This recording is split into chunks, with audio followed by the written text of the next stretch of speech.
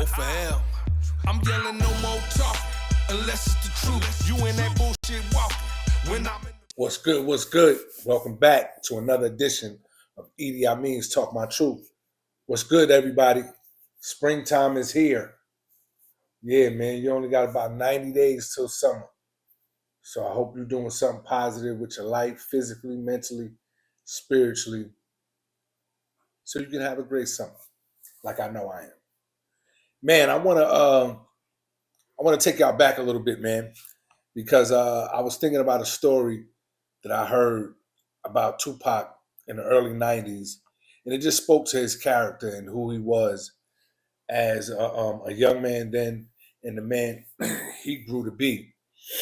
Um, and it, the thought process started because I ran across a video of somebody saying Tupac wasn't a gangster or he wasn't gangster or something to that effect. And they were right, actually, because Tupac wasn't a gangster. You know, he never claimed to be a gangster. I never heard Tupac say out his mouth, "I am a gangster." Although he did some things in his short life that some may consider very gangster. And this particular story may be considered gangster by some, may be considered heroic, may be considered crazy, stupid, impulsive. I'll let you be the judge. So it's in the early 90s, and one of the most infamous diss songs is all over the place. One of the most infamous diss songs in hip hop history is all over the place. No, not No Vaseline. Hit 'em Up hadn't come out yet. Compton by a rapper by the name of Tim Dog. Some of y'all old enough to remember this record. Some of y'all are like, who the fuck is Tim Dog? And who would have the balls to say fuck Compton? Yeah, cause Tim Dog is here. Let's get right down to the nitty gritty. On a record. Well, Tim Dog did. Tim Dog was a rapper from the Bronx. He dropped this record, I believe, in 1991. And it was basically going at NWA, but he called it because at the time the West Coast was really starting to take off. There were because of NWA's success, there were a lot of different rappers and rap groups like DJ Quick, Compton Most Wanted, the list goes on and on, that were coming out, getting deals, and being successful. New York hip hop had been dominant for the better part of the creation of hip hop, and up until that point, no other region, even though there were little hits here and there, no other region had started to dominate. And the West Coast definitely was dominating and beginning their run of domination that would last throughout most of the 90s, right? So Tim Dog drops this record, infamous, just going at the whole, he even dissed Michelle.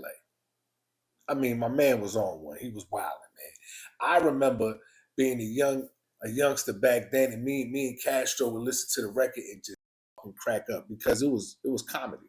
You know, it was hard to take Tim Dog serious as a rapper because he wasn't the best rapper by any stretch of the imagination. He was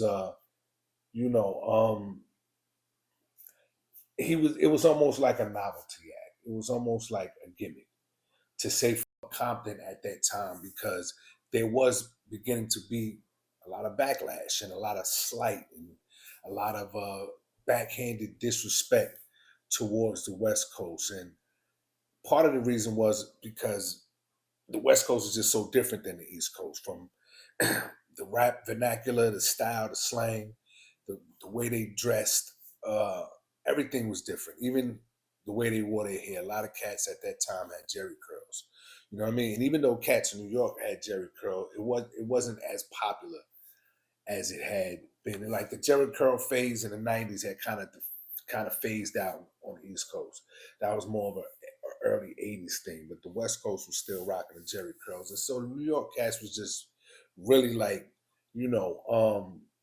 partly threatened by the emergence of a new sound and having to share the hip hop fan base, but also just not really knowing anything about the West Coast. And the fact that they were speaking to their constituents, if you will, in their vernacular and their slang. And even though you may not understand it, and it may sound very different because it sounded different to everybody unless you were from out there.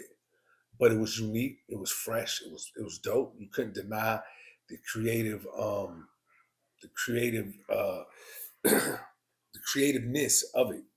You know, it was good hip hop, and it still is to this day. And you go back and you listen to those records, and you can't front on them. You know what I'm saying? And so, but Tim Dog took exception to the fact that the West Coast was coming up and really started wilding and put the song Compton out, and it actually became a huge underground hit. Now you got to perform that song. You gotta come out to the West Coast and do that song out there and see how that goes for you. And one night he ran into some problems. Lucky for him, Tupac had been in the building that night and helped the guy out. Legend has it, and I remember hearing this story back then, that Tupac had Tim Dog waiting like the green room, the back room, and went all the way across the bridge to Oakland, got his own artillery, his own straps, and escorted the man out the club because it was getting real heavy for the guy. And I know it may shock some people because Tupac is supposed to be the West Coast, you know what I'm saying? California love, God to live and die in LA. Why would he help an East Coast cat out? But that wouldn't be the first time and nor the last time that Tupac did things like that. Throughout his life, you can see at different moments, this is who this man was. You know what I mean? Right, wrong, indifferent. This is who he was, and he was for his people. He was for hip hop, and at the end of the day, he wanted to unify everybody. The ultimate goal was unity, despite the hoopla and everything that you saw. There was an intention, there was a purpose to everything that he did, right, wrong, and indifferent, whether you liked it or not. He knew what he was doing. And so, no, Tupac was not a gangster or gangster. He was who he was, and he told you who he was. And he let you watch him be who he was, okay? So, another edition of E.D.I. Mean's Talk My Truth. I just wanted to share that with y'all because I just think it's a dope story, and it really speaks to the character of Tupac Shakur, man. I'm gone. Catch up with y'all next time. Let's get it. Let me talk my truth.